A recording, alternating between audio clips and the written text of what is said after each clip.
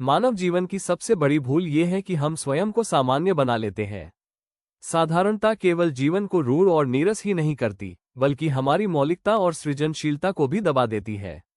जब हम कहते हैं बी कॉमन इन नथिंग, अर्थात किसी भी बात में सामान्य मत बनो, तो ये हमें चेतावनी देता है कि हमें भीड़ का हिस्सा नहीं, बल्कि स्वयं की पहचान का वाहक बनना चाहिए।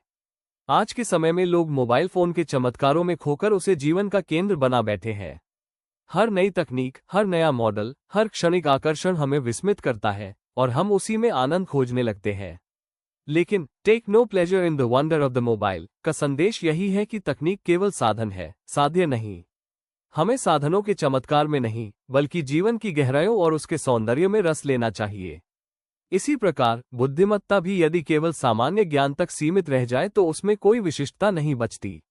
Don't be common in intelligence का तात्पर्य यह है कि बुद्धि को केवल तथ्य संग्रह करने का औजार न बनाएं। वास्तविक बुद्धिमत्ता तब है जब वो विवेक में बदलती है, जब वो जीवन को दिशा देती है और जब उसके प्रयोग से समाज को प्रकाश मिलता है। यही कारण है कि प्राचीन ग्रीक देवता अपोलो, जो प्रकाश, कला और संगीत के देवता माने जाते हैं, के मधुर रसों में आनंद लेने की बात कही गई है। Find enjoyment in the sweet savours of Apollo का आशय यह है कि जीवन का असली रस कला, संगीत, साहित्य, प्रकृति और आध्यात्मिकता में है।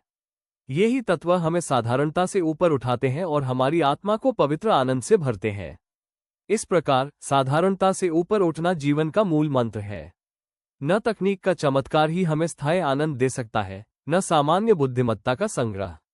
स्थायी आनंद तभी संभव है जब हम अपने भीतर की उच्चतम क्षमताओं को खोजें और उन्हें कला, ज्ञान और सौंदर्य के माध्यम से अभिव्यक्त करें।